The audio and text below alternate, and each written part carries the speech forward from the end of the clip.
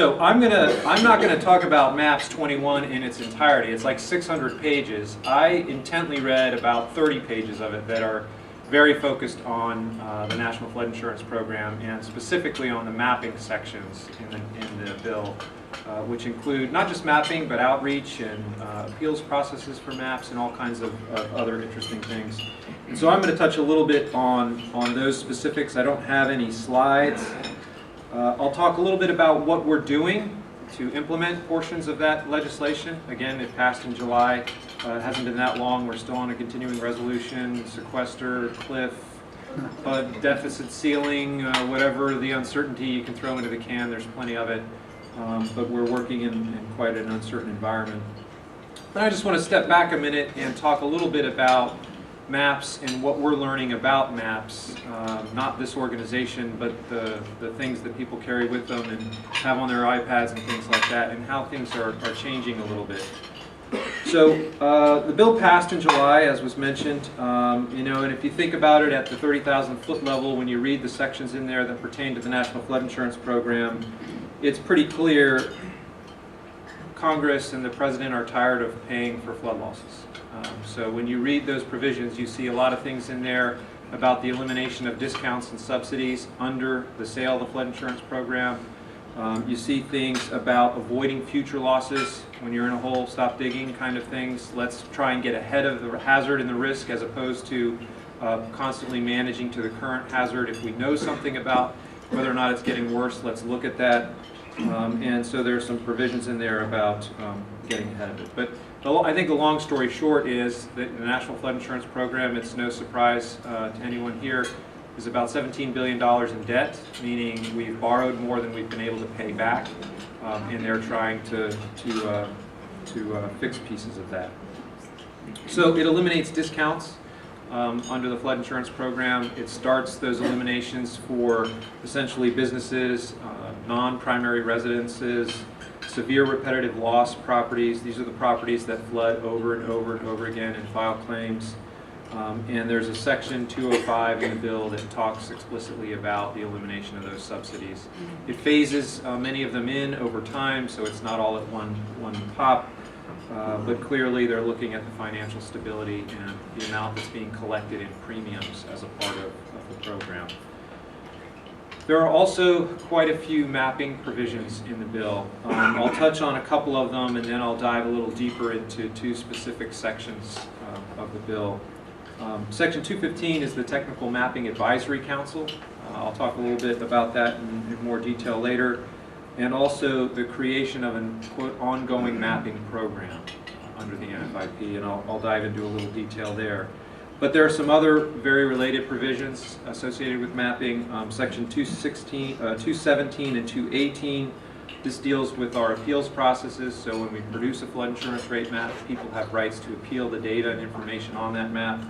And so it talks a little bit about changes in that regard. It talks about how we resolve appeals, something that we actually had already in place prior to the passage of the legislation. This codified much of it. There are some nuances that are a little different than the way we currently do business, but a lot of it is very similar.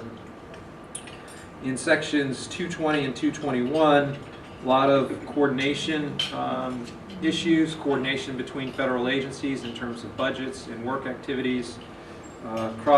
Budget cross-cut coordination with the Office of Management and Budget, and also a study by the National Academy of Public Administration in terms of best practices and ways to essentially rub nickels together at the federal level and get more out of the system than maybe we're currently getting.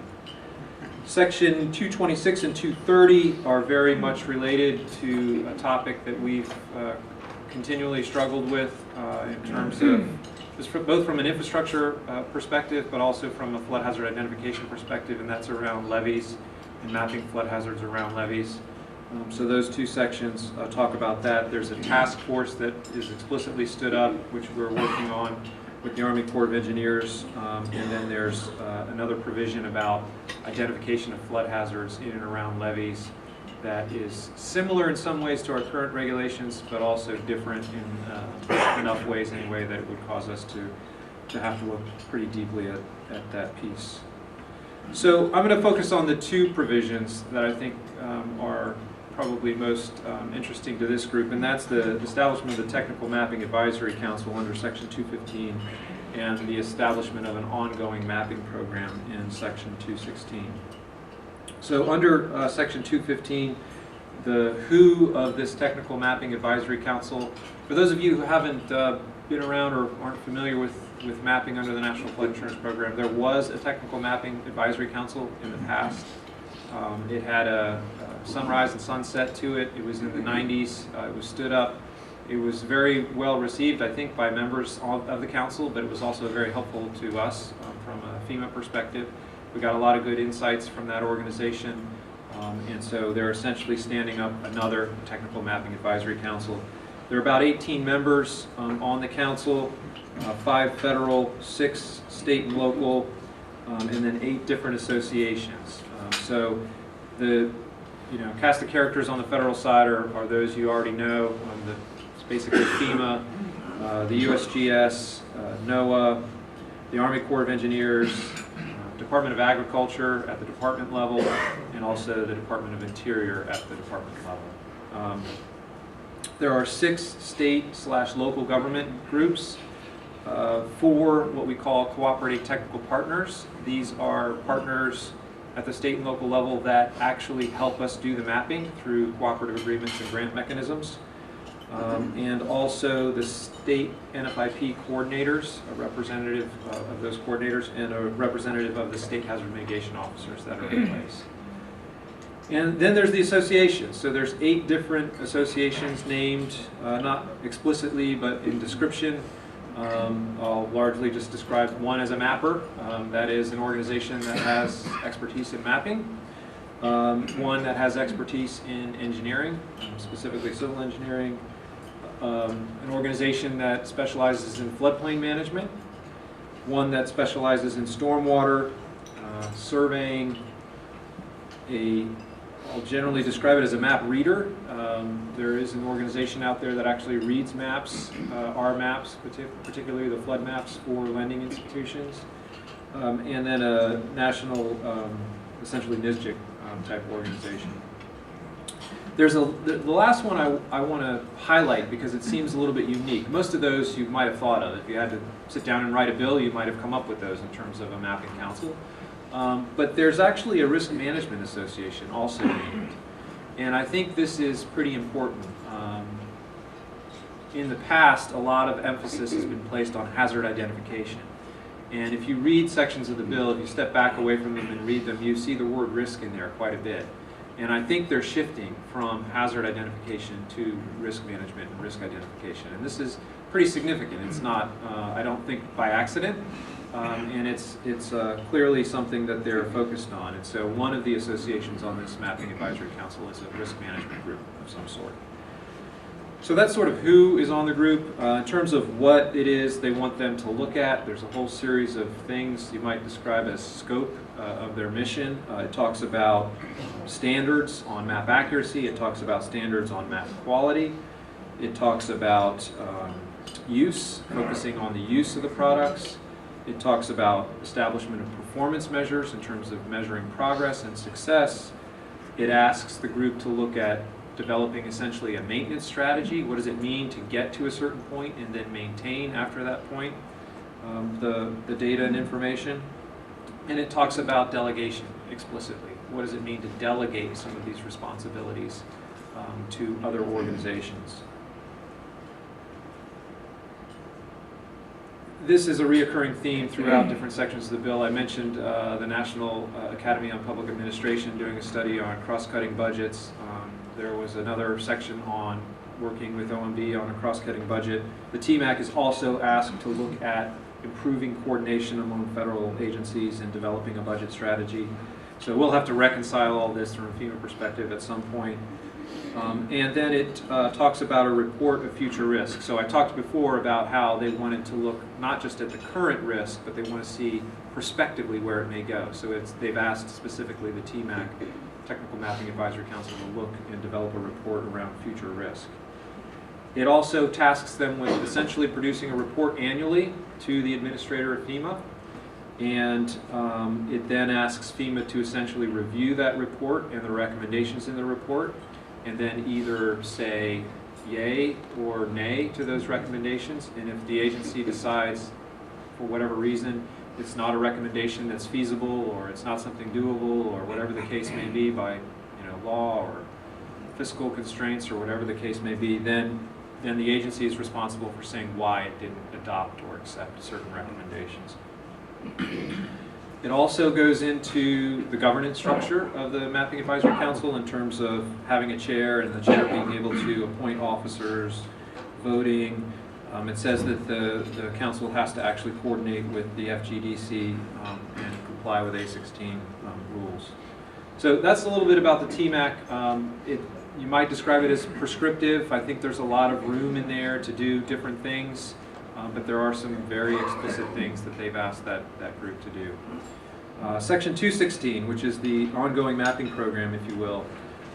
Another pretty detailed section. It goes on for a couple of pages. It talks about identifying residual risk. This is flood hazards and risk in and around levee systems, downstream of dams and other flood defense mechanisms. Flood loss estimation, do it by watershed. It asks to identify coastal surge areas as well as sea level rise. It talks about subsidence and identification of subsidence areas and erosion. This is all well above and beyond what we currently do under the National Flood Insurance Program. So the program they have envisioned under this section is clearly different than the program that's currently in place under the NFIP. It has a section on standards in terms of making sure it's useful. Again, a tie back to the Technical Mapping Advisory Council. Talks about open GIS standards and the use of those open GIS standards, aligning with the National Geodetic Survey and the standards that they have in place. So there's a section in there that talks about standards. And then it goes into with what you might not think. So if you were going to write a section about mapping, you would think about standards and you would think about mapping elements, right? But then there's a section in there about outreach and communication. So there's clearly a message being sent that it's not just about the maps. And I'm going to touch on that a little bit at the end. It's one thing to have good standards. It's another thing to have open standards. It's another to have high quality products developed.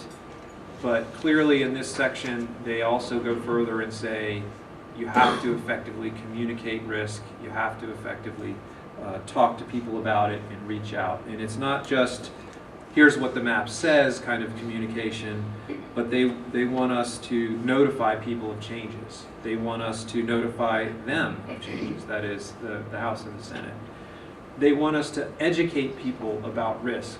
So clearly they've put an element in this section that talks to more than just mapping, but sort of the end, why we're doing the mapping and what's important. I think this alludes to a little bit of that.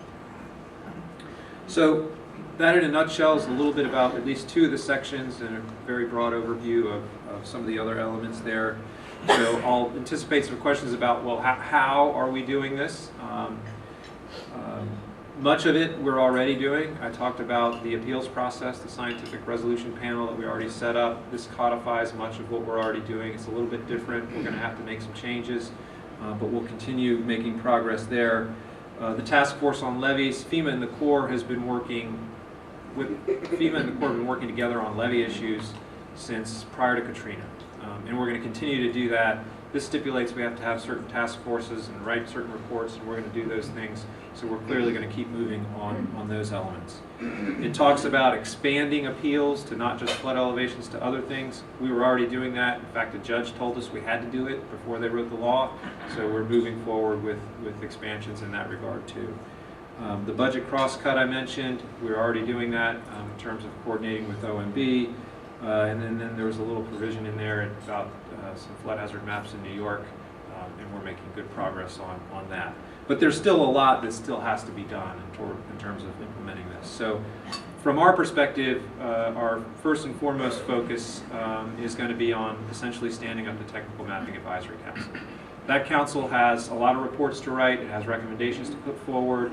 If you're going to stand up a mapping program, which is the other section I described, it would be really good to have those reports in hand before you started that process. And so we're looking to essentially stand that organization up, hopefully by